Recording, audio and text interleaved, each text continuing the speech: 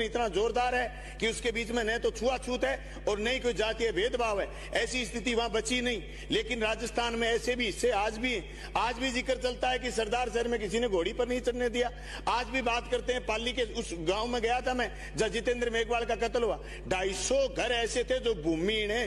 पाली जिले में बहुत सारी जमीनें ऐसी पड़ी जो जमीन आज भी सिवाय चक पड़ी। उस भूमिहीन किसान वो किसी जाति का हो, उसके लिए सबसे बड़ा दंश है। वो आज भी उस गांव में पीड़ित इस बात से कि जिसकी बटाई पर जमीन करते हैं वो जमीन का मालिक उनके पास साथ दादागिरी करता है। ये मैं देख के आया हूं मेरी आंख से। और मैंने वहां के कलेक्टर को भी चिट्ठी लिखी, माननीय मुख्यमंत्री को भी चिट्ठी लिखी कि आपके पास हजारों लाखों हेक्टेयर जमीन पड़ी है, आप उन गरीबों में जमीन बांटिए। रिश्ते जाति से जमीन से बने हुए हैं, इसलिए हम चाहते हैं कि ये भेदभाव, जातीय भेदभाव खत्म करना है। तो हम आए बार भाषण दे दें और मंत्री जी शाम को जवाब दे दें। अब 1 साल बाद ही चर्चा होगी। सभापति महोदय, इस बात के लिए रोड मैप तुम्हारे पास हो। दूसरे दिन चले साहब जालोर में फिर घटना होगी साहब, मटकी की बात को लेकर के बच्चे को पीट दिया गया। अब लोगों ने कहा साहब मटकी का कांड नहीं हुआ, चलो छोड़ो आपकी बात सही है, मटकी कांड नहीं हुआ। लेकिन आप बताइए गोंडवाड़ में, आप सिरोही में जाइए, आप जाइए पाली में, आप जाइए जोधपुर के उस क्षेत्र में जहां आज भी मिड डे मील में आपको कोई एससी की महिला भोजन बनाने वाली नहीं मिलेगी। सभापति महोदय, आपको मटकी की कहां प्रमाण की जरूरत है? आज भी स्कूलों में बैठ के अलग अलग हैं, आज भी टीचरों की अलग अलग टूंटियां लगी हुई हैं। आप एक स्कूल में उस गांव की बात मत करिए, आप पूरे क्षेत्र में घूम के आइए। मैं सन 2001 में जोधपुर के गांव में गया था जब एसएफआई का प्रशिक्षण शिविर था। इतना भयंकर जातिवाद था वो। आज भी 2023 में अगर ये स्थिति कायम है तो इससे बुरी बात कुछ नहीं हो सकती।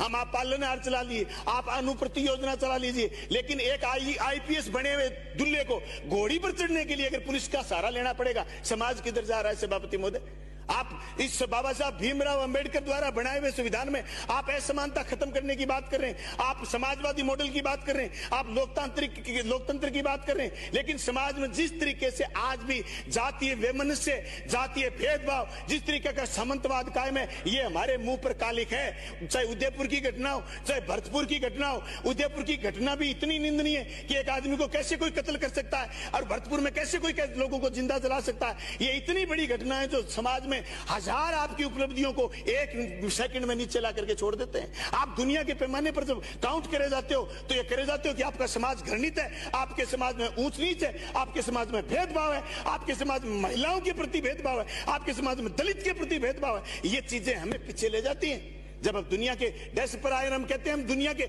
महान गुरु बनेंगे, दुनिया के विश्व गुरु बन जाएंगे। लेकिन आज जो स्थिति बनी हुई, इस स्थिति में विश्व गुरु बनने तो दूर की बात, हम तो हमारे पुरखों के वो नारे पे जुटला रहे हैं, वसुधैव कुटुंबकम की बात करते थे, हम तो उन नारों को पीछे छोड़ रहे हैं। सभापति महोदय, मैं आपके सामने बात रखना चाहता हूं कि इतना डरा हुआ सहमा हुआ समाज कैसे हो सकता है? आप इतने सहमे हुए एससी के लोगों, अभी आप सदन में देख लीजिए आज जिस मुद्दे पर डिबेट है, ये तो राज्यसभा पर साथ रख लिया आपने। नहीं तो मेरे तो ये पांचवी बजट सत्र चल रहा है, जिस दिन इस मुद्दे पर डिबेट होती है तो हमारे बहुत सारे लोग गायब हो जाते हैं, इसलिए कि आज भी हमें लगाव नहीं इस बात का। ये हमारी आत्म आलोचना है सभापति महोदय, किसी को एक दल को दूसरे दल को नीचे दिखाने की बात नहीं। आप विराजने संविधान के द्वारा प्रदत्त अधिकारों, नहीं तो आपको भी यहां कोई नहीं विराजने देता। अगर राजाओं का राज होता तो आप यहां नहीं होते, हम यहां नहीं होते। लेकिन इसको तेजी से बराबरी पर लाने के लिए रोड मैप तैयार करना होगा। आप योजना 1000 करोड़ लगा दीजिए।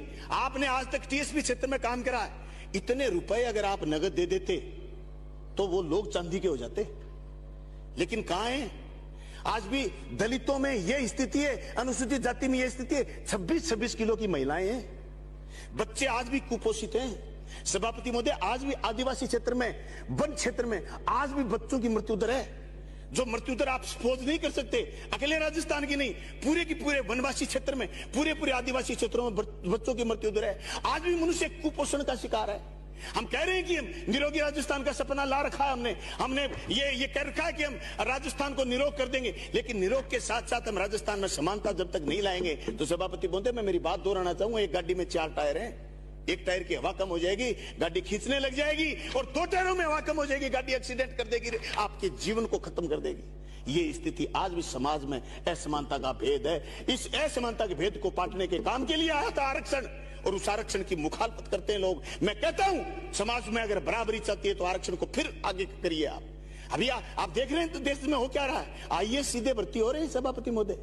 जो जो जो जिस आरक्षण का बेर, मीठा बेर आपने तोड़ के खाया था, वो आपके बच्चों के हाथ से छीना जा रहा है। सीधे आईएएस भर्ती हो रहे हैं जो आपके और हमारे और संविधान के लिए खतरा है। सभापति महोदय, ये बातें राजनीतिक विरोध की नहीं है, ये हकीकत है।